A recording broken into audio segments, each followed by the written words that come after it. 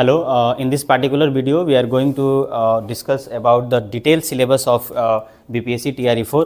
तो काफ़ी अच्छा भर्ती है और इसमें करीब 80,000 से भी ज़्यादा सीट आ रहे हैं और आपको पता भी होगा कि कंप्यूटर साइंस का इस बार अच्छा खासा सीट आने वाला है। तो एक डिटेल सिलेबस हम लोग बात करेंगे कि इस पार्टिकुलर TRE में कितने सारे कैसे कैसे सिलेबस है और हमें क्या पढ़ना है।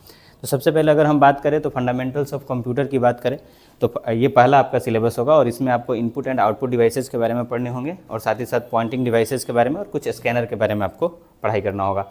उसके बाद अगर हम बात करें तो यहाँ से इंपॉर्टेंट है, इसी पार्ट से क्वेश्चन खूब सारा आता है। तो इसमें आपको नंबर सिस्टम पढ़ने हैं जैसे कि decimal number system, binary, hexadecimal और इसमें सबसे ज़्यादा इंपॉर्टेंट है आपका कन्वर्जन, किस तरीके से हम एक नंबर सिस्टम से दूसरे नंबर सिस्टम में कन्वर्ट करेंगे। इस पे क्वेश्चन आपको काफ़ी देखने को मिलेगा, तो ये आपको करके जाना है। बाकी डेटा प्रोसेसिंग क्या होता है, फाइल्स क्या होता है, ये कितने तरीके के फाइल्स होते हैं, ये भी आपको पढ़ना है।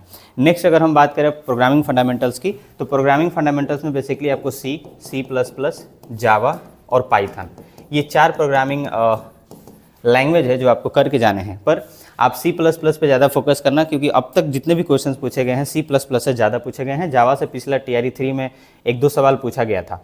तो आप एक लैंग्वेज को C++ को अच्छे से कर लेना, बाकी जो फ़र्क होता है लैंग्वेज में वो सिर्फ सिंटेक्स का होता है। तो लास्ट में आप सिंटेक्स बस देख लेना, बाकी कंसेप्ट सब वही रहता है। अगर हम इसमें बात करें, ये तो इसका पार्ट नहीं है, ये तो ट्रेंडिंग का पार्ट है। पाइथन भी आपको करना होगा, तो ये सारी चीज़ें हैं। अच्छा, इसमें सबसे ज़्यादा इंपॉर्टेंट आपकी बात करें तो उप्स कंसेप्ट है, इसको छोड़ना नहीं है। हर बार ये क्वेश्चन आता है, इस कंसेप्ट से काफ़ी पूछा जाता है। इसमें जितने भी इनकैप्सुलेशन है, अब्स्ट्रैक्शन है, जितने भी मेथड्स है वो आपको ध्यान में रखना है। तो उप्स काफ़ी अच्छे से करके जाना है। उसके बाद IDE के बारे में आप पढ़ लेना, इंटीग्रेटेड डेवलपमेंट इन्वायरमेंट। तो IDE के बारे में भी आपको खूब अच्छे से पढ़ के जाना होगा। नेक्स्ट अगर हम बात करें डेटा स्ट्रक्चर, तो डेटा स्ट्रक्चर एल्गोरिदम जो है हर्ट है कंप्यूटर साइंस का, तो इसको तो आपको छोड़ना नहीं है। इससे 8 से 10 सवाल, ज़्यादा सवाल भी इससे पूछा जा सकता है, 12 सवाल भी आपसे पूछा जा सकता है। तो खूब सारा क्वेश्चन इससे पूछा जाता है। और बेसिकली DSA में आपको क्या करना है, आपको अच्छे से एरे कर लेना है, लिंक्ड लिस्ट कर लेना है, ठीक है। एरे कर लेना है, अच्छे से लिंक्ड लिस्ट कर लेना है। उसके बाद स्टैक कर लेना है, क्यू कर लेना है ना। ये सारे टॉपिक्स आपको काफ़ी अच्छे से करने होंगे। उसके बाद बाइनरी ट्री भी कर लेना है, ग्राफ्स कर लेना है। इसमें इन सारे के अलावा जो इम्पोर्टेंट है वो है sorting and searching algorithm. Okay, तो सॉर्टिंग एंड सर्चिंग एल्गोरिदम को आपको काफ़ी अच्छे से पढ़ के जाना है और साथ ही साथ इसकी जो भी टाइम कॉम्प्लेक्सिटी है उसको पढ़ के जाना है। सीधे सीधे सवाल टाइम कॉम्प्लेक्सिटी से पूछे जाएंगे आपके एग्जाम में। तो ये सारी चीज़ें आपको कर लेना है। तो data structure using C and C ये कर लेना है। ये 4 इधर हो गया। इसमें आप ग्राफ भी ऐड कर लो, ठीक है। और बाकी ये सर्चिंग और सॉर्टिंग आपको करके जाना है। तो DSA से खूब सारा क्वेश्चन आपसे पूछा जाएगा। नेक्स्ट अगर हम बात करें नेटवर्किंग का, तो नेटवर्किंग भी काफ़ी इंपॉर्टेंट हो जाता है एग्जामिनेशन पॉइंट ऑफ व्यू से और इससे खूब सारा क्वेश्चन हर बार पूछा जाएगा। 8 से 10 सवाल इससे भी रहते हैं, ठीक है। तो ये सारे ऐसे चैप्टर्स है जिसको आपको करने ही है।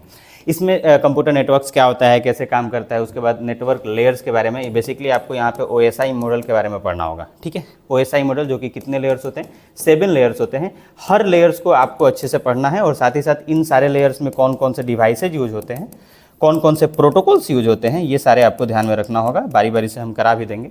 तो नेटवर्किंग डिवाइसेज हो गया और फंडामेंटल्स ऑफ मोबाइल कम्युनिकेशन, तो ये हो गया आपका नेटवर्किंग का पार्ट। नेक्स्ट अगर हम बात करें नेटवर्क सिक्योरिटी का, तो इसमें आपको कंप्यूटर को हम लोग कैसे प्रोटेक्ट करेंगे वायरस से, मैलिशियस अटैक्स से, है ना। उसके बाद फायरवॉल्स क्या होते हैं, ये सारे आपको पढ़ के आना है। बैकअप और रिस्टोर डेटा को कैसे करते हैं, ये तो नेटवर्किंग हो गया। लैन वैन और मैन के बारे में ये तो आपको नेटवर्किंग में पढ़ने को मिलेगा। सिक्योरिटी पढ़ना है और इथिकल हैकिंग आपको करना है नेटवर्क सिक्योरिटी की बात करें तो। नेक्स्ट अगर हम बात करें कंप्यूटर ऑर्गेनाइजेशन की, कंप्यूटर ऑर्गेनाइजेशन एंड आर्किटेक्चर नाम से है ये। इसमें आपको और ये हो गया ऑपरेटिंग सिस्टम। तो इससे भी काफ़ी क्वेश्चन आते हैं। मान के चलिए इन दोनों चैप्टर से 8 से 10 सवाल आपसे पूछे जाएंगे। इसमें आपको बेसिक स्ट्रक्चर कंप्यूटर का पता होना चाहिए, अर्थमेटिक ऑपरेशंस पता होना चाहिए, CPU के बारे में आपको नॉलेज होना है, सेंट्रल प्रोसेसिंग यूनिट CPU के बारे में खूब सारा क्वेश्चन हर बार आपसे पूछा गया है और पूछा भी जाएगा। तो इसको आपको करके जाना है। उसके बाद मेमोरी को हम लोग कैसे ऑर्गेनाइज करते हैं ये पढ़ना है। इनपुट आउटपुट ऑर्गेनाइजेशन क्या होता है, ऑपरेटिंग सिस्टम का एक ओवरव्यू देख लेना है, कितने तरीके के ऑपरेटिंग सिस्टम्स होते हैं, कैसे वर्क करते हैं। प्रोसेसिंग फाइल मैनेजमेंट आपको यहाँ पे करना है कि फाइल को कैसे मैनेज करते हैं। प्रोसेस मैनेजमेंट, प्रोसेस को कैसे मैनेज किया जाता है। तो ये सारी चीज़ें आपको और देख के जाने हैं। नेक्स्ट अगर हम बात करें DBMS की, DBMS भी काफ़ी इंपॉर्टेंट हो जाता है एग्जामिनेशन पॉइंट ऑफ व्यू से, और इससे खूब सारा क्वेश्चन आपसे पूछा जाएगा 8 से 10। इसमें सबसे ज़्यादा इंपॉर्टेंट है SQL आपको काफ़ी अच्छे से करना है, स्ट्रक्चर्ड क्यूरी लैंग्वेज, ठीक है। और इसके बाद आपको RDBMS करना होगा इसमें। तो ये सारी चीज़ें हैं जो आपको करना है। RDBMS से क्वेश्चन आएगा, उसके बाद SQL से पूछा जाएगा। तो आप यहाँ पे देख भी सकते हो, जो मैंने बताया वही चीज़ यहाँ पे सिलेबस में भी है, तो आपको इसको भी अच्छे से करके जाने होंगे। उसके बाद अगर हम IoT की बात करें, इंटरनेट ऑफ थिंग्स से अब तो क्वेश्चन पूछे जाने लगे हैं। इसमें आपको आर्टिफिशियल इंटेलिजेंस, मशीन लर्निंग, इस टाइप की चीज़ें आपसे पूछे जाएंगे। ये तो भाई नेटवर्किंग का पार्ट हो गया। तो इंटरनेट टेक्नोलॉजी जो भी इमर्जिंग टेक्नोलॉजी है उससे क्वेश्चन पूछा जाएगा, प्रोटोकॉल पूछा जाएगा। बाकी यहाँ पे आप देख सकते हो www से क्वेश्चन आएगा। HTML का बेसिक नॉलेज, HTML से क्वेश्चन पूछे जा रहे हैं, तो HTML का बेसिक नॉलेज आपको आना चाहिए। इसमें आप CSS और जावास्क्रिप्ट मत करना, CSS और जावास्क्रिप्ट नहीं करना है, सिर्फ HTML करके आपको जाने होंगे। उसके बाद मल्टीमीडिया क्या होता है, ग्राफिक्स क्या होता है, वॉइस मेल क्या होता है, इनसे एक दो क्वेश्चन आते हैं, तो आपको ये भी करना होगा। ई-कॉमर्स काफ़ी ट्रेंडिंग में है, ई-कॉमर्स से भी क्वेश्चन खूब पूछा जा रहा है, तो आपको ई-कॉमर्स भी ठीक ठाक करके जाने हैं। नेक्स्ट अगर हम बात करें तो डेटा प्रोसेसिंग, ये तो भाई इसमें जो भी टूल्स वगैरह है उसको आपको ध्यान में देख के जाना है, शॉर्टकट्स वगैरह जैसे MS word, MS excel, PowerPoint and MS access. तो ये रहा आपका सिलेबस। और थोड़ा सा अगर हम बात कर लेते हैं कि किस तरीके से हमें क्या करना है, तो अगर हम बात करें तो आपको सबसे पहले करना चाहिए NCERT आपको पहले अच्छे से करना चाहिए। अगर आपका NCERT कंप्लीट हो जाता है, जिस चैप्टर का आपने, जैसे मान लो DBMS आपने NCERT से कंप्लीट कर लिया, तो आप इससे रिलेटेड प्रीवियस ईयर क्वेश्चंस को उठाएंगे।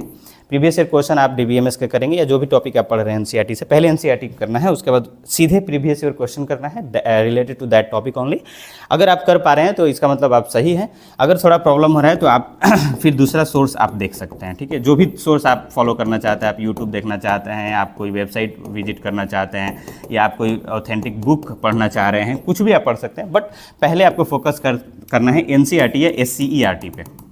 यहाँ से अगर क्योंकि क्वेश्चन एग्जाम में डायरेक्टली यहीं से पूछे जाते हैं, ठीक है। तो प्रीवियस ईयर क्वेश्चन पे आपको काफ़ी अच्छे से ध्यान देना है। तो ये तरीका आपका यही रहेगा, आप पहले कंसेप्ट पढ़ो। कंसेप्ट कहाँ से सर करेंगे? NCERT से करेंगे, या जो भी हम सोर्स बता रहे हैं वहाँ से करेंगे। जब ये हो जाता है तो प्रीवियस ईयर क्वेश्चन करो, कुछ अच्छे MCQs आप भी कर सकते हैं, ठीक है। तो ये ओवरऑल एक सिलेबस हो गया। फिर से हम लोग नेक्स्ट वीडियो में मिलते हैं, तब तक के लिए।